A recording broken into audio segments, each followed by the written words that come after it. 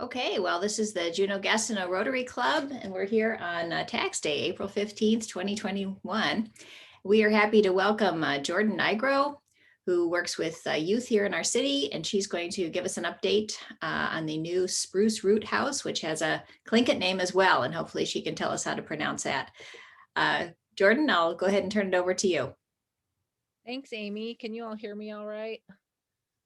Okay, I'm gonna share my screen here and hopefully this all works. Looks good.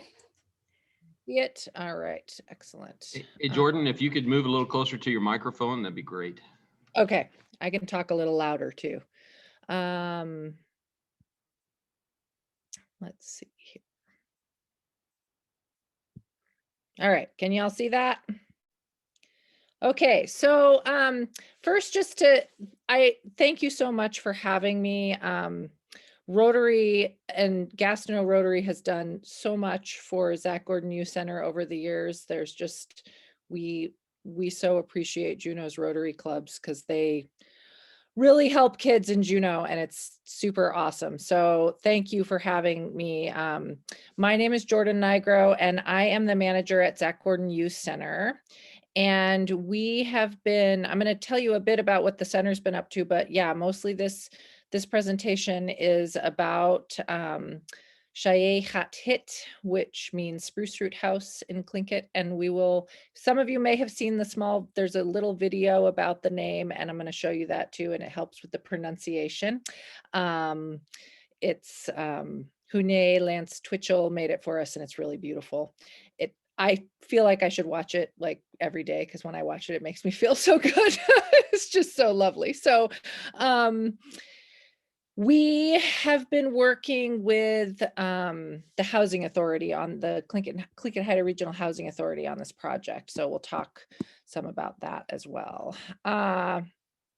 So most of you know what Zach Gordon Youth Center does, but we are a drop-in center for youth, and we have grown a fair amount in the last few years. So we have the youth center itself, which is drop-in, and we've added outreach and navigation for our youth. So we have a staff that's exclusively, her job is connecting kids to resources, and we're about to add another navigator for that. And so we'll talk a bit about that. We do summer camps, and we are doing summer camps this summer. Our camps should roll out. Registration should open up next week. We've been we're shifting some things, of course, so that they are COVID friendly. Or I always say that, but then I'm like, actually, I suppose it's COVID not friendly. But we're excited to do camps again. We didn't do them last summer, so we're looking forward to that. We also run the BAM after school program, which is in both middle schools, and that's free drop-in activities for youth after school. And we have been running BAM all year, and have kind of shifted what it looks like because of the hours. Like, we do a lot on Wednesdays when there's no school. And because there's no activity bus, we run them a little later. We run until 5. But it's been great. We've had a good turnout, and we've done, most of our activities have been outside. We did outdoor cooking, we've done outdoor games, we've done outdoor hike, just we're trying to be outside as much as possible. And that, families and youth are more comfortable with that too. So it works pretty good.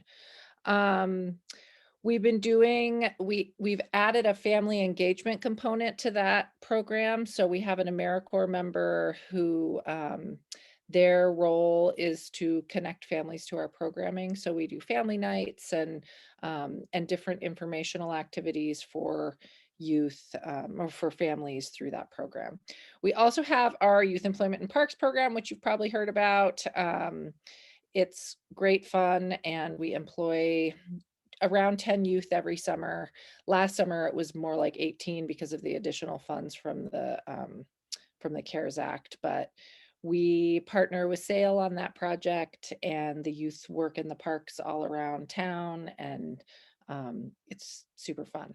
The other thing is that youth sports has moved under Zach Gordon Youth Center. So all of that is run out of the center too. We are doing soccer this summer. So everyone is very excited to get back to some normalcy in this in the youth sports world because we've canceled everything up until now. So and then I'm going to talk to you about the youth shelter and the rapid rehousing project.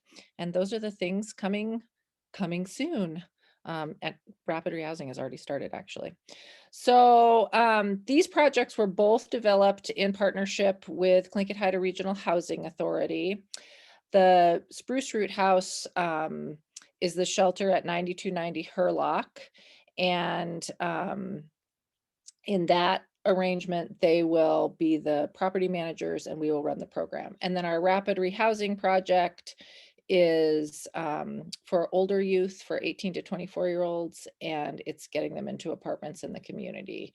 And that is a project that we worked on together getting funding for. So the Housing Authority is getting funds from HUD for rental assistance, and we are getting funds from the Alaska Coalition on Housing and Homelessness through, well, from the Department of Labor through the Alaska Coalition on Housing and Homelessness for another navigator that will support the project. So again, like basically for both projects, we provide the services and they're kind of the support in the back. So this is the video. Hopefully this will work, but this is about the name and I think you all really enjoy it.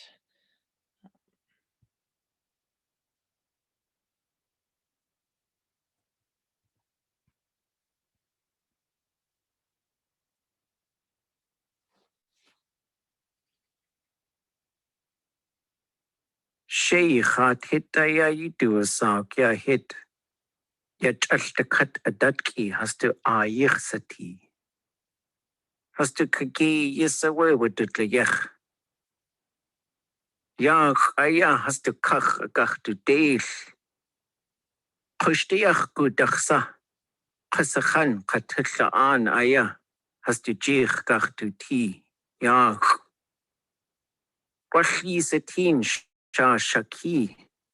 Ya as kwani. Shei aya shei. Katkitayich aya. Khat kutzati. Khat. Kwash adat aya. Ye ji. Huh. Wasa has kutzati sha shakik. Tak aya. Glade kunach katlan. Ja kanach aya. Ya analuch. Has kutzati ye sukoa. Et atkitayich has to jin. Woosh jin dakashat. Ye we shingit kusti. Ye we shingit kusti. Kleshayet kinakach to art. Klek. Kye hakakwati. Has to kage yes. Wushin to shat yes. Shingitanikech. Yewa. Kat ye. Dana walk. Has to yukatangi ye awe to saku. Ye ideka kwashatu. Adech ayatakaye. Yata. Sheye. Naski akutzati. Shh. Ye. Sheye. Khat. Naski akutzati. Ah. Khat. Yatatsu. Hit.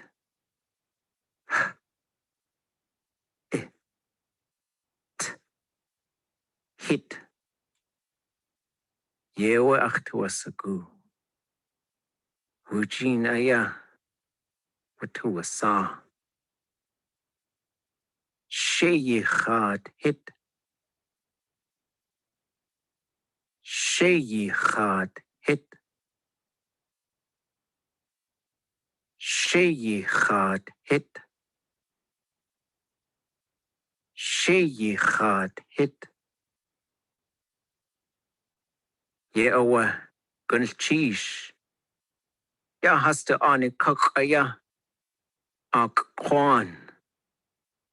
Hast du ne chli aya kutzati. Ya adadki. Kushtiach kodachsa. Kushtiach wasa atbune. Hast du ka. Hast du ne chli aya. Neil.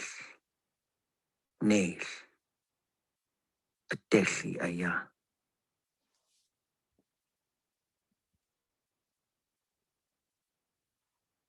So that's a bit about the name. Lance made that for us. The name was gifted to us by Hune Lance Twitchell, and we said, can we take a video of you saying it so we can use it to help people say the name? And he sent me that.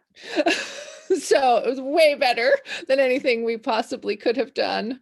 And yeah, I just love the meaning of all of it. So this is a bit about the shelter. It is 6 beds is what we'll have. And the nice thing about that is it's 6 bedrooms. So the youth will have their own bedroom. So this is particularly great for youth who may be transgender or, working through any of that sort of gender fluidity or things like that. And also it happens to be nice for COVID too. So if we have someone that comes in that we need to isolate in any way, they will have their own room and that will be helpful. It's for 10 to 18-year-olds and 21 days is the max stay. Though, of course, if somebody really had to stay longer than that, we would figure that out. But that is the idea is this is a shelter. So we want to start working on a placement plan and a plan to get home or a plan to go stay with another relative or something like that. Basically, as soon as the youth comes in, we're going to start talking about what's the next step. We will have follow-up supports. There are advocates and navigators on site. So our advocates, essentially advocates are our case managers. But when I was creating all the position descriptions for this, I talked with the kids and we all agreed that the term advocates was way nicer than case managers since they didn't have to be considered a case.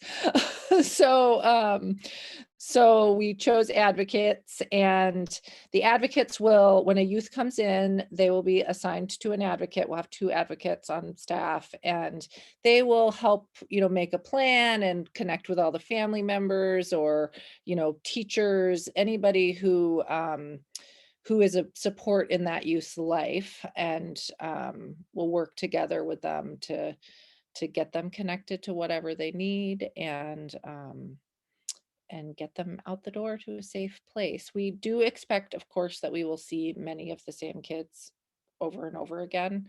That is pretty typical of youth shelter. It's similar to adult shelter, really.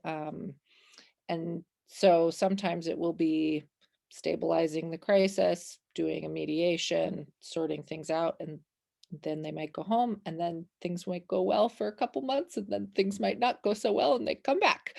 But we will just continue to work with them and work with family. And our goal of this shelter and what we're really working on in all of the design is to make sure that it is trauma informed and place-based and culturally engaged, and that it uses a positive youth development framework, which is really having youth have a huge say in decisions that are made there, and have leadership and help make choices about how the program runs. We are very excited to get youth employment and parks out there in the spring when we get them all on in June, or in the summer, to help get the facility, looking good on the outside, and we've talked with Rotary clubs about that as well. Just the more we can get youth engaged in sort of lifting this project, the more we hope that they will see it as theirs, and that they will be their best referral source. So rapid rehousing is the other project that we're working on, and that is housing for 18 to 24-year-old young folks in the community. And again, we're providing the staff, and the Housing Authority is providing the rental assistance. The idea is really low barrier supports that youth can access it and get into housing. And then we will help them to, apply for jobs and do their money management. And the project, rental assistance is available for up to 2 years in this program. This is part of the Youth Homeless Demonstration Project, which is happening in the balance of state everywhere outside of Anchorage. Anchorage has its own Youth Homeless Demonstration Project that started a couple years ago. Our rapid rehousing program, the rental assistance will really be based on the needs of the youth at the time. So you might hear about some rapid rehousing projects that are, oh, we'll provide rental assistance, we'll provide this much on the first month, and then it'll reduce on the second, kind of that way. What they find though is that, especially with youth, that doesn't work so great. It's better to sort of flex it depending on what the kid needs at the time. So say they get a job, then they might need less rental assistance. But what if they get fired from the job? Then they might need more rental assistance again. So we're going to really work individually with the youth and their budgets. And right now, we actually already have several youth. We have 4 youth in housing right now. And we've since October housed 7 youth. 2 youth graduated from the program, and one just didn't work for her. She didn't want to do it.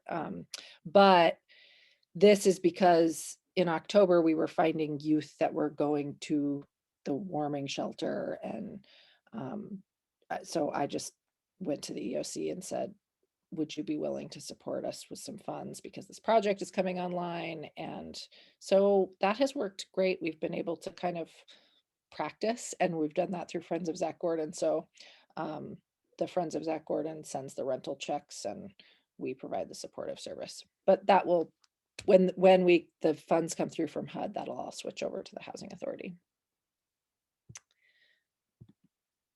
So that is kind of a quick overview. I find sometimes when I do these that it is most helpful to just have time for questions about the shelter. And so I will I will stop sharing my screen, and you can ask whatever questions you want. Why can I not get to the share screen thing? Oh, I know. Sorry. All right. Thank you, Jordan. Does anybody have any questions? Rosemary. Yes. So, hi, Jordan. Hi, Rosemary. Thanks for the presentation. I'm very interested in what you're doing with rapid rehousing, and wondering how that works with the Juneau Youth Services housing for the kids coming out of foster care. Is that still the 18 to 21-year-olds? Don't they have a place in the valley? They On the do. back? Yeah. Is there a correlation there between those two programs at all? I expect that some of their youth, so that is a much more supervised program than ours is. Okay. And so I do imagine that some of those youth will rapid rehouse to us as they move out of that program. Isn't their age limit 21? Yeah, their age limit is 21. And I think that those, I'm not entirely sure, but I think they've reduced that project quite a bit, and I'm not sure. Oh. Oh my, that was a brand new building a few years ago. Huh. Okay. So I don't know the details on that, but I think that there's some changes happening there. One thing I did forget to mention is that there is an apartment attached to the shelter, and we will use that for 18 to 20-year-olds, kind of as a bit of a staging for rapid rehousing. So if we have somebody that's 18 that needs a place to live now, And there isn't, it takes some time to find apartments that are affordable in Juneau as. Oh, yeah. So they Oh, might live in that, apartment, but that will only be for 18 to 20-year-olds because of the proximity to the shelter. Okay, thank you. All right. Anybody else have any questions? Annette has a question here. Annette?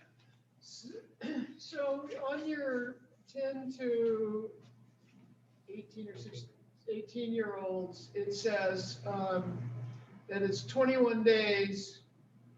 What happens to them after 21 days? That's a good question. So for most of our youth, we are able to rehouse them by 21 days. If we aren't, and if it is an ongoing thing, that is, ultimately where OCS starts to get involved oftentimes. And we might pull in more folks to look harder and longer. For some youth, like, right now we just worked with a couple of youth that ultimately lived with a family member here for a short time, and a whole team of people were figuring out a better long-term plan, and they went south to live with a family member down south. So sometimes there will be exceptions to that. Obviously, like, we're not going to say, oh, it's 21 days, sorry, bye. But the goal is really to move them in and out relatively quickly, because a shelter is, it's not a normal place to live for a youth, I guess would be the easiest way to put it. We want it to be a great and healthy and happy place. And we don't want kids staying there too long. All right. Thank you, Jordan. Who else? Anybody else have any questions? We go to the back page. Anybody back here? Tim has his hand up, it looks like, I think. Thank you, Amy. Jordan, thank you very, very much for the work you do. That's a really, I think, tough age. And the question I have is, for kid, do you have sort of that support structure? And I think you did talk about it a little bit here, for maybe a category of young person. Might categorize it as failure to launch. There's the need where somebody is obviously needs a home, a warm place tonight, this week, over the next week. But I think back in the day, and we have a few young people on the call here today, when we thought $100,000 was breaking $100,000 was a huge amount of money to buy a home. And I look at kids coming out of school today trying to start out, couples and young people.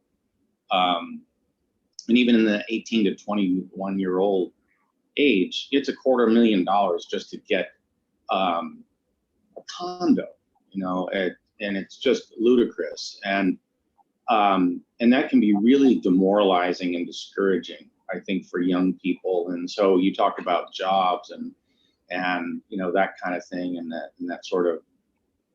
So anyhow, any comments on the support where it's not crisis, but just really helping and equipping young people that are struggling to really kind of encourage and support in a tangible way that failure to launch, that's what comes to mind as a young adult. Yeah, we do a lot of that right now. And that is honestly, that's part of why the Rapid Rehousing Project goes up to 24. Many of the youth that we are working with, some of them, they have a place to live is not the, a crisis is not so much the issue as you're saying. It's more just getting connected and getting the skills. Like, that's part of why we have youth employment in parks, is for job skills building. And so, yeah, we do our navigators, and we will have 2 navigators coming up here. They will work with youth who also just need supports, regardless of how that looks, up until the age of 24. So that can be different for different youth. Sometimes it's helping them to develop interview skills for a job. Sometimes it's helping them to figure out how to budget so that they have enough money to pay rent. It's rarely has anything to do with buying anything, because I don't even think that's on their radar. Um, but learning how to pay rent and all of those pieces and consistently be able to do that also helps, down the line. So yeah, we do work with a whole bunch of young folks who emergency housing is not the issue. Um, but long-term sort of life skills and things that will help them with housing going forward are things we work with them on. And we have a youth action board that is involved in sometimes a lot of that is helping youth to like see how their voices matter and where they can take leadership in different areas. And so our youth action board has been doing a fair amount of that, which is really fun. Thank you, Jordan. Appreciate that very much. John Pugh. Yeah, Jordan, hi, thanks. And thanks for all you do for the community. But one of the issues that has come up when we were discussing this at our Rotary Club, can you talk a little bit about the long-term budget issue in terms of how this is being funded now and what you see for the future in terms of the funding for this program? Yeah, after I made this presentation, I realized, I should have put a funding slide in there. And I didn't. So the largest grant we have is a federal grant, which is $200,000 a year for 3 years. And that is from the RHY, Runaway and Homeless Youth sort of family of grants. And one of they do Basic Center, which is the shelter. And then they also do street outreach and transitional living. There was a time when Juneau had all 3 of those grants through Juneau Youth Services, and they don't have any of them right now. So there's that is solid funding for 3 years, and I don't anticipate that going away. I think as we get the program off the ground and it runs well, and I see no reason why we won't keep it. We received $150,000 from the Juneau Community Foundation for this year, and I expect that they will continue to be an ongoing funder. The nice thing about the Navigator, the Rapid Rehousing Project, is that funding is basically ongoing. Like that's the point of the project, is to not put money into communities and then take it away. So I think we will be able to keep those funds, and that supports the shelter as well. Like the Navigators kind of will have a foot in both worlds. We are getting $75,000 from the Alaska Mental Health Trust. I don't necessarily anticipate that will be ongoing, mostly because the trust doesn't shelters. But it's great that they were willing to help us with this. There has been a tremendous amount of community support, just individual donations. We're about to start a campaign. First Bank gave us $10,000 to do a match campaign. So this first year, we're piecing it together a bit. But there are the other RHY grants that are out there, and we hope to apply for some of those. And I think that I feel like this year is sort of our year to see like how what we can create, and then we can continue looking for grant funding. I feel pretty confident that we're going to be able to find more. I think that we're creating something that's pretty special. And so I feel my gut is that, which I know is not a good answer, but I feel pretty confident that this program will be financially supported in a variety of ways, probably ongoing. So is there any CBJ funding though?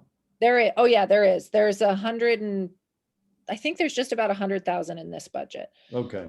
And then the other reality is it's tied in with Zach's budget, which is great because we have, that budget has grown pretty significantly over the last handful of years. So we can, if we have to like you know, if somebody is sick, we can have a Zach Gordon staff go out and cover a shift. And so that really is helpful too. Thanks. All right, thank you, Jordan. Anybody else have any questions? See, Linda I had do, her Doug. hand raised first, I think. Linda? You're on mute, Linda. Thank you, Amy. Thank you, Jordan, also for the wonderful work that you all are doing. Question about rentals. What is the rate that you're, or rate, excuse me, rental rates that you are looking for? Thank you. That's a great question. So we have right now the 2 apartments. So we're housing 2 couples right now, one of whom has a baby, and the 2 apartments that we've been able to find, one is $800 a month and one is $900 a month, which is sort of a miracle. Yeah. I think what we budgeted for, what the funding that HUD is going to give us is basically depending, you know, we can have, I think, one apartment that's like $1,200 a month, one that's, you know, it will kind of vary, but we're in that, like, I don't think we can do much more than 1,200. We might be able to do one if we had one that was, you know, there's those little fluke places that you find that are super cheap. So some of it is just going to kind of depend on, but I think that we are admittedly, like, it's hard to do this project in Juneau. Because everything is so expensive, but we've been lucky so far. And so if you know, one of the things that we will start to do here, that rapid rehousing project is for up to 6 youth. And so right now we're housing 4. When we get the funds, we'll be able to hopefully house another 2, but we will be putting the word out, and the housing authorities can help us with that too, in recruiting landlords that might be willing to do this. And you know, the youth are supported, so. Okay. Right. Kevin? Oh, yeah. Hi, Jordan. Thanks for your presentation.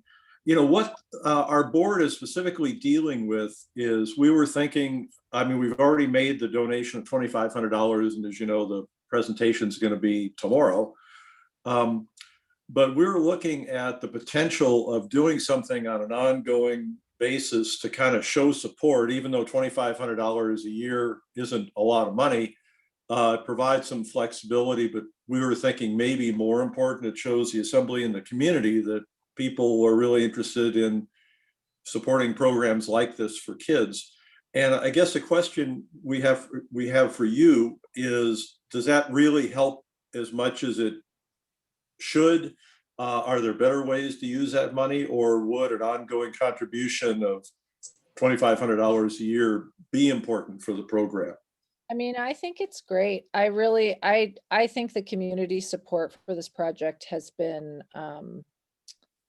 just really wonderful. And the other thing about small pots of money like that, specifically for this project, is we will probably need things, you know, youth, there's always things that they need that are outside of our budget. And so it's nice to have a little bit. When I talked with the Interact group, we talked about, like, when we have a youth come in who needs new clothes for jobs, or needs, you know, whatever it is, like having access to funds that and the Friends of Zach Gordon is gonna hold those funds, and then we can just go get them what they need. And it's not a big ordeal of like trying to figure out, you know, so I think it really does help. And I think, you know, just the showing the commitment to the project is great. Thank you. Doug? Dixie had her hand up. One more question. Dixie? Yes, I'm curious, when you mentioned AmeriCorps, would some of these AmeriCorps be the Jesuit Volunteer AmeriCorps? Because I believe they work with your Zach Gordon Center. Will they Yes. be working with this Spruce Root House as well? Yeah, so how it's looked for the last few years is we have 2 JVs at the youth center, and we have 1 AmeriCorps that serves at BAM. we are going to kind of shift that. So our AmeriCorps member is going to serve at the shelter, and one JV is going to serve at BAM, and one JV is going to serve at the youth center, which is fine. Sometimes I'm honestly surprised that they let us have two JVs at Zachord in one place. And there are times where it's kind of a lot to work together and live together. And I worry about our JVs sometimes. So I think actually spreading them out, I think they will be happier. I agree. All right, Jordan, thank you very much for being with us today. And I look forward to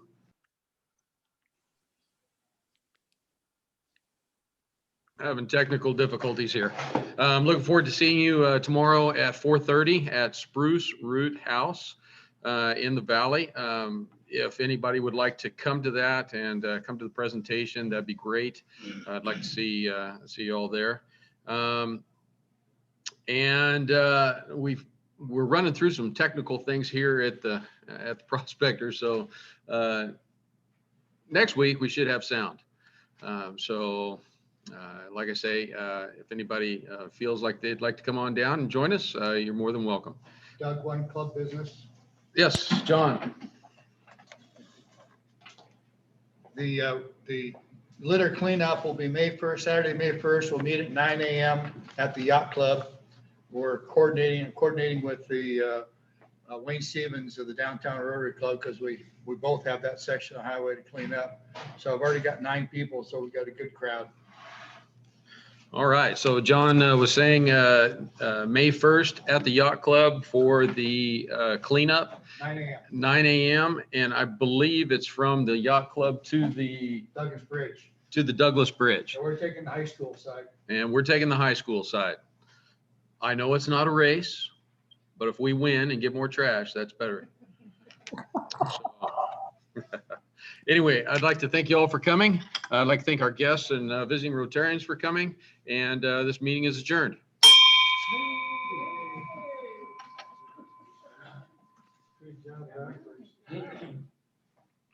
Thank you, Jordan. Thanks, Jordan. Thank you. All right. So I'd like to apologize for not having the sound.